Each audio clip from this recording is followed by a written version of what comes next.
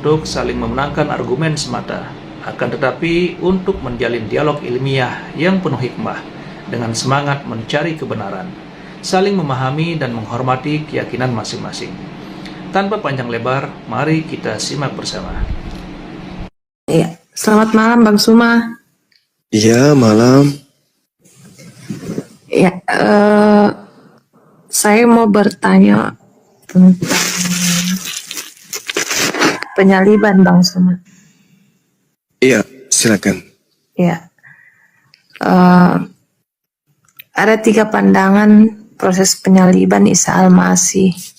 Kalau dalam keyakinan saudara-saudara Yahudi, penyaliban Isa Al-Masih itu dilihat salah satu tindakan yang dilakukan karena Isa Al-Masih dilihat sebagai pembawa keonaran pada saat itu dalam konteksnya, karena mereka melihat bahwa Isa Al-Masih datang untuk memberitakan hal-hal yang menentang keagamaan orang-orang Yahudi pada saat itu, sehingga mereka berusaha untuk menyalibkan. Itu yang saya tahu. Terus kalau dalam keyakinan saudara-saudara Kristen, penyaliban Isa Al-Masih itu adalah bagian karya penyelamatan Allah, penebusan dosa. Dan kalau dalam keagamaan Muslim, mudah-mudahan saya tidak salah, penyaliban Isa Al-Masih itu adalah salah satu bentuk Allah mengasihi Isa sendiri, sehingga ada seorang yang diserupakan dengan Isa Al-Masih menggantikan Isa Al-Masih, sehingga belas kasih Allah itu hadir di dalam kehidupan Isa Al-Masih dan dia diangkat secara hidup-hidup. Jadi penyaliban yang terjadi itu dalam konsep Islam adalah orang yang diserupakan, kurang lebih seperti itu. Nah, pertanyaannya ialah, dari ketiga pandangan agama ini tentang penyaliban, Bang Suma, mereka memiliki ayat atau dalil yang menguatkan bahwa ajaran mereka itu benar.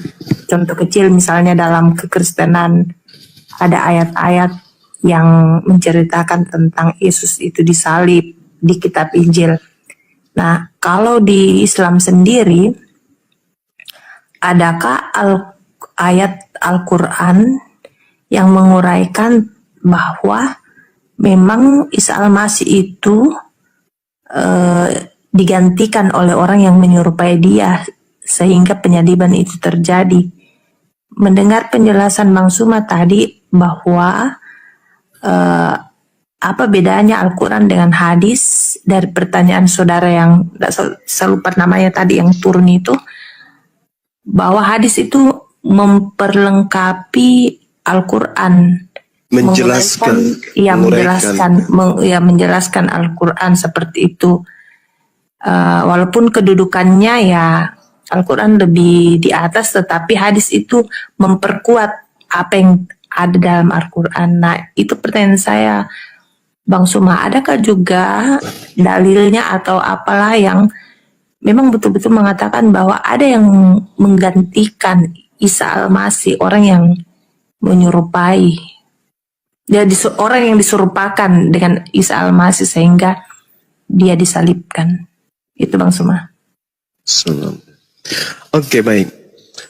Jadi yang harus dipahami di sini adalah latar belakang penyaliban. Jadi penyaliban itu bukan sesuatu yang diatur oleh Allah dan juga bukan sesuatu yang dipersiapkan oleh Allah. Enggak. Itu disebabkan karena adanya makar. Makar yang dilakukan kemudian oleh orang kafir, orang-orang Yahudi yang ingkar kepada Nabi Isa alaihissalam. Nah, kalau di dalam Al-Quran, orang yang disalib itu adalah orang yang memerangi Allah, orang yang memerangi Nabi Musa, ajaran Nabi Musa, orang yang memerangi kemudian ajaran Nabi Isa, ajaran Yesus dalam hal ini. Al-Quran surah Al-Ma'idah ayat 33. A'udzubillahi minasyaitonirrajim. Innama jazaa'ul ladina yuharibuna Allah wa rasulah wa yas'auna fil ard fasadan aw yuqattalu aw yusallabu. Hukuman bagi orang-orang yang memerangi Allah dan yang memerangi Rasulnya dan membuat kerusakan di bumi hanyalah dibunuh dan disalib. Nah, kemudian Nabi Isa tidak memerangi Allah. Nabi Isa juga tidak memerangi para rasul. Dalam hal ini Nabi Musa, Abraham, Daud, Salomo dan seterusnya. Itu tidak diperangi oleh Nabi Isa. Keadaan yang ada ketika Nabi Isa tidak memerangi Allah, tidak kemudian membenci ajaran pada para rasul, lalu kemudian orang-orang Yahudi mencoba untuk menyalibnya. Kategori salib yang diperuntukkan untuk yang memerangi Allah dan memerangi Rasulnya tidak terpenuhi oleh Nabi Isa alaihissalam, maka Allah menggagalkan upaya itu. Itu dulu, latar belakangnya dulu yang harus dipahami. Bahwasanya yang disalib adalah orang yang memerangi Allah, orang yang membenci Allah, orang yang memusuhi ajaran Allah, memusuhi Rasul Allah, utusan Allah. Berarti ketika ada upaya untuk menyalib Nabi Isa, Allah Azza wa Jalla tidak mengizinkan itu terjadi. Tetapi apa yang terjadi kemudian? Nabi Isa tidak disalibkan, tapi orang-orang kafir mengatakan disalibkan. Orang-orang kafir mengatakan disalibkan. Maka apa kata Allah? Wa qaulihim, maka aku hukum juga mereka karena ucapan mereka. Inna qatalnal Masih Isa bin Maryam Rasulullah wa ma qatalu wa ma salabu walakin syubbiha lahum wa innal ladzina ikhtalafu fi syakkin min ma lahum bihi min ilmi illa ittiba'zan wa ma qatalu yaqina. Jadi Al-Quran mengatakan, aku hukum mereka karena ucapan mereka yang berkata, sesungguhnya kami telah membunuh Isa Al-Masih putra Maryam, yang mereka ngejek, yang mereka hinakan dengan menamainya sebagai Rasulullah, padahal mereka tidak beriman kepadanya. Mereka mengatakan telah membunuhnya, padahal mereka tidak membunuhnya dan tidak pula menyalibnya, tetapi diserupakan bagi mereka orang yang dibunuh itu dengan Nabi Isa alaihissalam. Berarti ada penyaliban, ada. Cuman yang disalib ini bukan Nabi Isa, tapi orang yang diserupakan dengan Nabi Isa. Itu. Jadi penyaliban itu ada. Nah, muncul Kristen kemudian setelah penyaliban, jauh setelah penyaliban, Kristen muncul dengan mengangkat sebuah konsep bahwa kematian Yesus itu untuk dosa-dosa Kristen.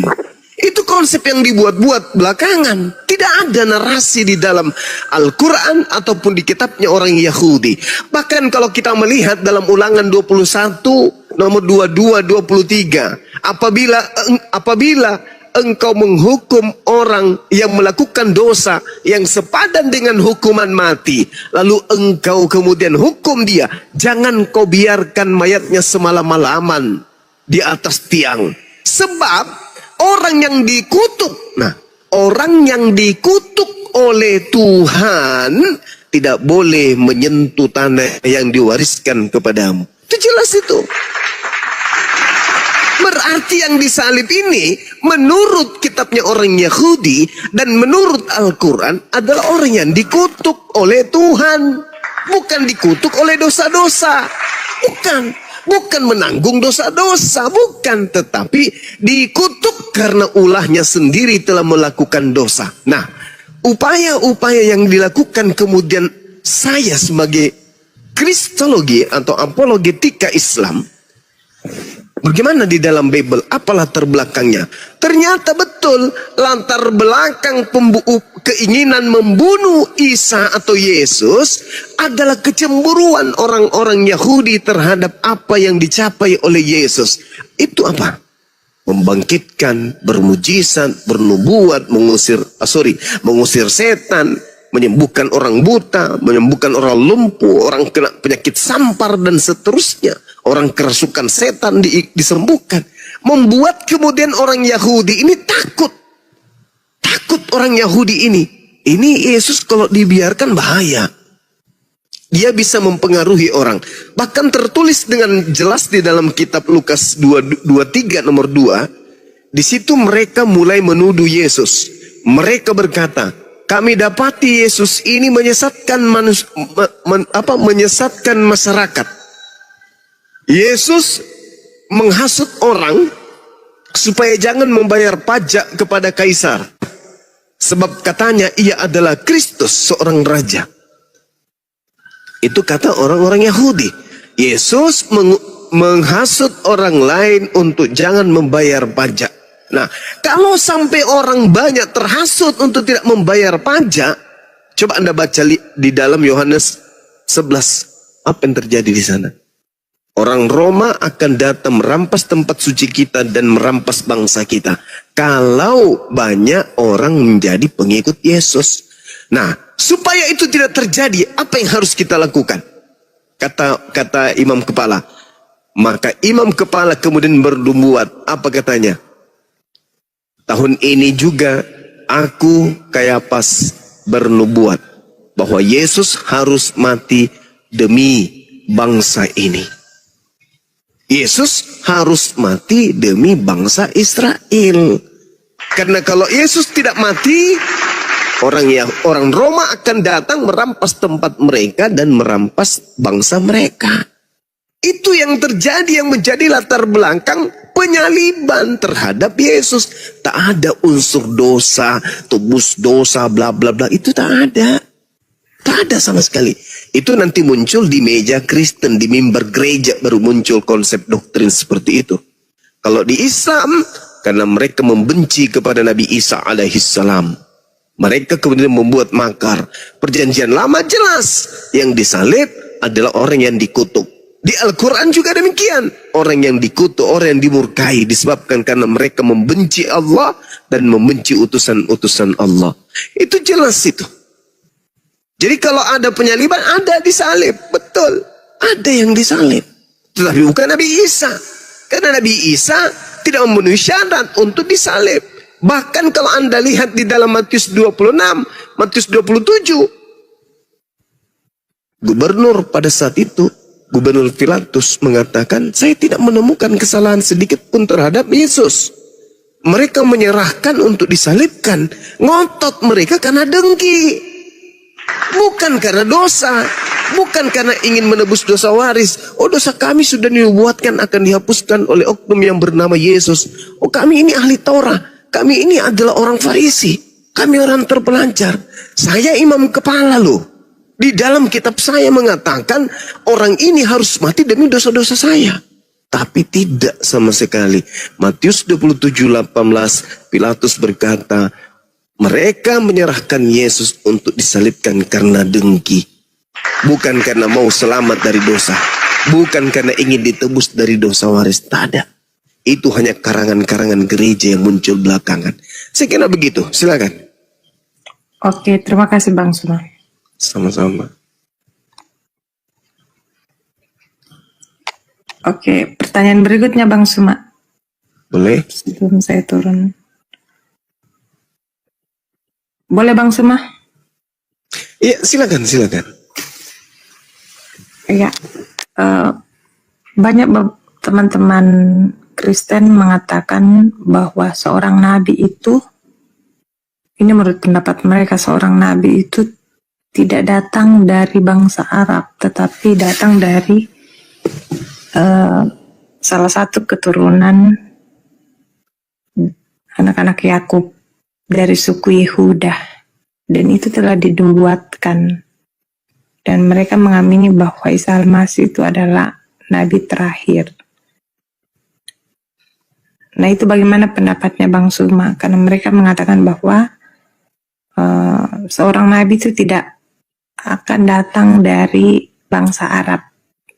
Nah, mudah-mudahan saya tidak salah. Apa Rasulullah itu kan dari keturunan Arab, Bang Suma. Iya. Jadi bagaimana Bang Suma Oke, baik. ketika mendengar pendapat saudara-saudara yang Kristen? Iya. Jadi gini, jangankan orang Yahudi berkata demikian, saya pun mengatakan hal yang sama. Bahwa nabi yang diutus kepada Bani Israel itu adalah nabi yang berasal dari kaumnya sendiri. Bahkan saya seringkali mengatakan apa? Perintah Tuhan yang spesial untuk Bani Yakub itu tidak diberikan kepada bangsa lain. Tidak diberikan.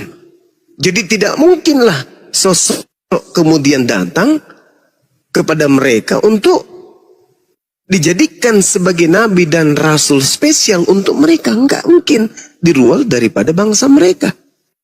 Bahkan dikatakan dalam Ulangan 33 nomor 4, hukum Tuhan hanya berlaku kepada Bani Yakub.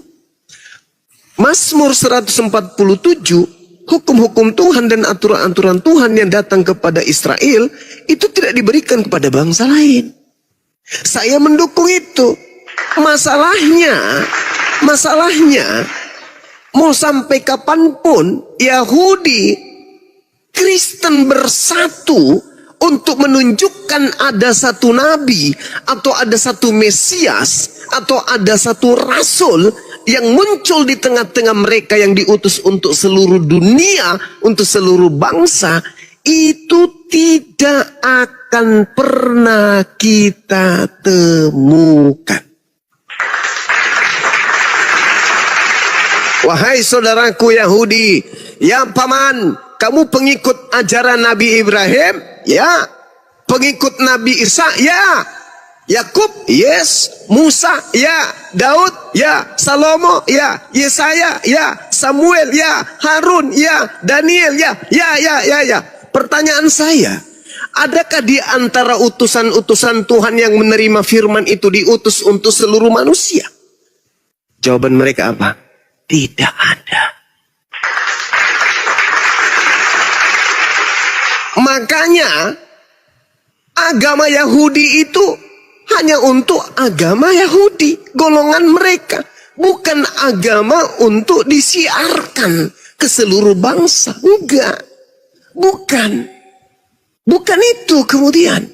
Nah, begitu juga Yesus ketika dia datang. Aku diutus hanya kepada domba yang sesat dari umat Israel. Matius 15 nomor 24. Nah, iblis apakah akan duduk tenang? Oh, tidak. Iblis apakah tahu akan datang sosok nabi sebagai Rasulullah wa khataman nabiyyin? Tahu iblis itu. Lalu iblis ini apakah tidak membuat pasukan, tidak membuat kerajaan, tidak membuat tahta di atas muka bumi ini untuk melawan sang rasul penutup, sang nabi penutup, untuk melawannya? Oh, pasti. Iblisnya pasti membuat tahta yang sangat kuat untuk melawan akan datangnya sang penutup para nabi. Maka dibentuklah dinul Kristen. Sederhana untuk memahami itu. Ketika kita tanya, Kristen memiliki konsep 3 dalam 1, 1 dalam 3. Tuhan jadi manusia, manusia jadi Tuhan, dan seterusnya. Konsep ini apakah dihasilkan dari Nabi Yahudi? Tidak. Bahkan sekedar untuk berasal dari Yesus pun kagak. Yesus mengajarkan ibadah minggu? Tidak. Yesus mengajarkan beribadah dan mengibadahi dan mentuhankan dirinya? Tidak. Yesus mengajarkan makan babi? Tidak. Yesus mengajarkan merombah hukum Taurat? Tidak. Yesus mengajarkan merasulkan Paulus? Tidak. Yesus mengajarkan mengkitabkan perjanjian baru? Kagak. Yesus mengajarkan kemudian tidak disunat? Tidak. Lalu dari mana konsep-konsep kaidah kerangka keagamaan Kristen ini berasal? Dari sang dia yang ingin bertahta di atas muka bumi untuk mempersiapkan senjata-senjata pasukan-pasukannya melawan dinul Islam. Kenapa demikian? Karena baginda Rasulullah Muhammad sallallahu alaihi wasallam sudah diterangkan di dalam kitabnya orang Yahudi, Kejadian 49 nomor 10. Tongkat kerajaan tidak akan beranjak dari Yehuda, ataupun lambang pemerintahan dari antara kakinya tidak akan berpindah sampai dia yang datang berhak atasnya, yang kepadanya akan takluk bangsa-bangsa. Siapa itu? Bagaimana mungkin Yahudi bisa menaklukkan bangsa lain, sedangkan ajaran Yahudi bukan diperuntukkan untuk bangsa lain? Yesaya 31 sampai 36. Aku akan mengadakan perjanjian baru dengan Bani Israel dan Bani Yehuda, yaitu aku akan memasukkan hukum Taurat ke dalam batin setiap Bani Israel. Mana seruannya kemudian kepada Bani Israel? Wahai Bani Israel, ajarlah seluruh dunia untuk mempertuhankanku, untuk melakukan hukum-hukumku dalam hukum Taurat. Ada? Tak ada. 2 hari sampai kiamat, sebelum kiamat itu tidak akan pernah ditemukan. Makanya Yahudi itu tidak pernah mensiarkan agama Yahudi. Kenapa? Karena mereka tidak bisa menaklukkan bangsa-bangsa. Tak ada perintah untuk menaklukkan bangsa-bangsa. Yesus pun demikian. Tak ada perintah Yesus untuk menaklukkan bangsa-bangsa. Stop Bang Suma, kamu bohong, kamu bullshit. Kenapa bisa Paman? Kamu baca Bang Suma, Matius 28, nomor 18, nomor 19, nomor 20. Tunggu dulu. Yang saya katakan tadi, iblis tidak akan tenang ketika sudah mengetahui tak lama lagi Nabi Muhammad diutus. Maka apa kata iblis? Aku harus membuat pasukan untuk melawan ajaran Nabi Muhammad yang akan datang sebentar lagi. Maka itu tadi pertanyaannya, adakah kemudian Yesus mengajarkan dirinya diutus untuk seluruh umat manusia? Tak ada. Lalu siapa yang mengatakan, kepadaku telah diberi kuasa, baik di langit maupun di bumi. Pergilah, jadi seluruh bangsa menjadi muridku. Itu siapa yang berkata demikian? Yesus? No. Itu bukan Yesus. Lalu siapa Bang Suma? Tanya Yesus. Yesus, apakah akan datang penyesat yang ngaku-ngaku namamu? Yang mengaku-ngaku itu antara dirimu? Ya, di mana tertulis? Lukas 21 nomor 8. Apa kata Yesus? Waspadalah kepada iblis yang datang kepadamu dengan memakai nama Yesus dan berkata, akulah Yesus. Waktunya sudah dekat, jangan kau percaya. Matius 24 nomor 4 nomor 5. Waspadalah kepada penyesat yang datang kepadamu dengan memakai namaku dan berkata, akulah Yesus.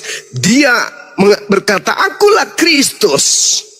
Dan dia akan menyesatkan banyak orang. Mana banyak orang yang disesatkan itu? Islam gak mungkin. Nabi Muhammad tidak pernah bertemu dengan oknum yang mengaku, akulah Yesus, wahai Nabi Muhammad.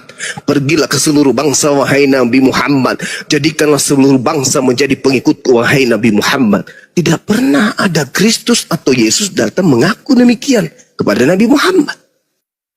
Sehingga kelompok Islam yang banyak ini tidak boleh dikategorikan sebagai orang banyak yang telah disesatkan. Gak boleh. Bagaimana dengan Kristen? Mohon maaf. Ada makhluk yang datang kepada Paulus, akulah Yesus yang kau aniaya.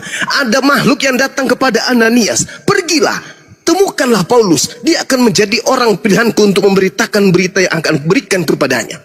Lalu dia datang pula kepada penulis di kitab di Pulau Wahyu, di Pulau Patmos, di kitab Wahyu. Akulah Yesus, keturunan Daud, tunas Daud, sang bintang timur, gilang gemilang. Pergilah, jadikanlah seluruh bangsa menjadi pengikutku. Akulah Alfa dan Omega. Pertanyaan saya, kalau di Nabi Muhammad tidak ada sosok yang datang mengaku Yesus, sayangnya di Paulus dan penulis-penulis Bible ada sosok datang mengaku menjadi Yesus. Dan orang banyak yang disesatkan itu kebetulan sekali komunitasnya bernama Kristen. Subhanallah, sangat luar biasa apa yang sudah disampaikan oleh Bang Zuma. Sahabat semua yang saya cintai, tetaplah di channel ini, jangan beranjak dulu, karena masih banyak lagi hal-hal menarik yang akan disampaikan oleh Bang Zuma. Maka dari itu, tetaplah di channel ini, dan mari kita lanjutkan kembali. Selamat mendengarkan. Saya mau menolak ini, tapi tidak bisa, karena Bible yang menyatakan. Bible yang mengatakan. Saya tidak ingin mengatakan bahwa iblis datang mengaku Yesus itu ada pada saudara saya Kristen. Saya tidak ingin mengatakan itu. Tetapi Al-Quran saya menceritakan tentang tipikal orang-orang kafir. Pas dengan keadaan hari ini.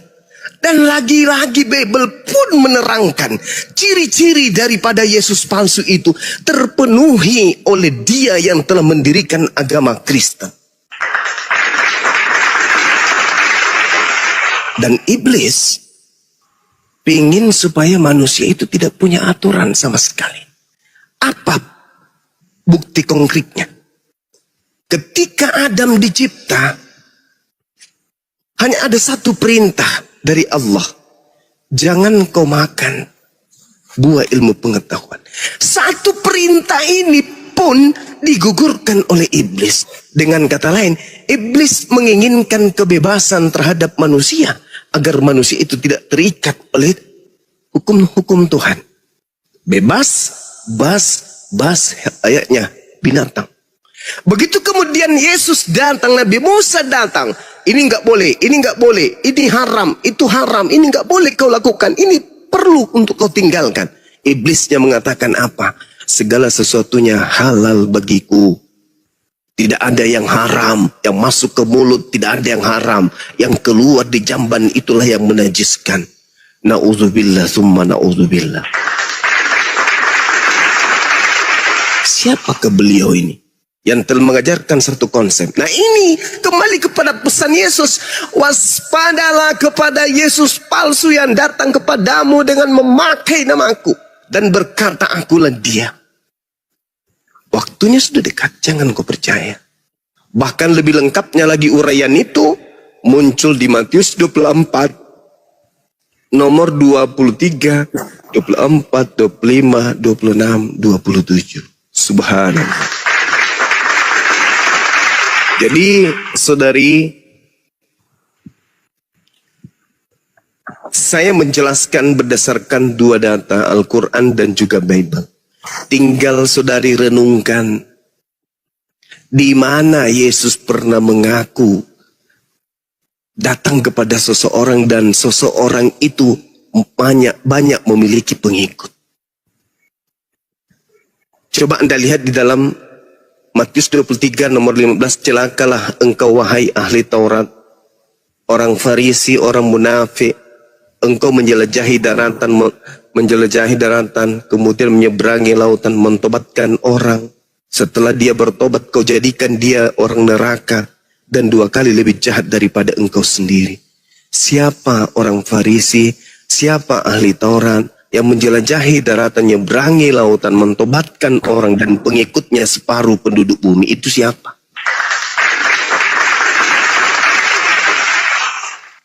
Karena penyesat ini mengaku bertemu Yesus.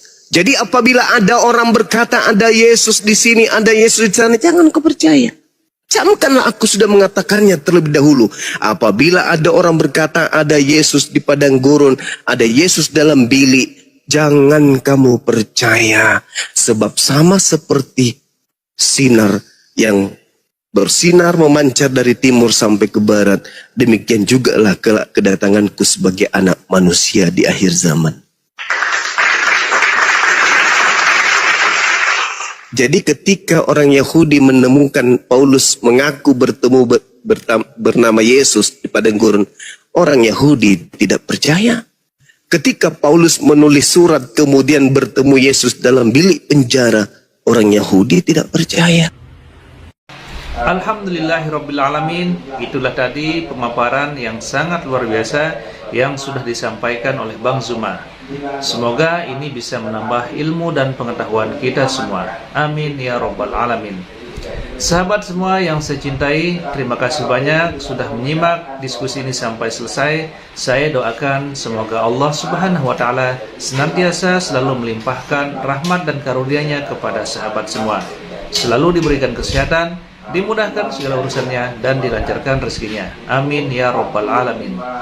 Demikian yang dapat saya bagikan. Kurang lebihnya mohon maaf. Sampai bertemu lagi di diskusi berikutnya. Wabillahi taufik wal hidayah wa ridha wal inayah.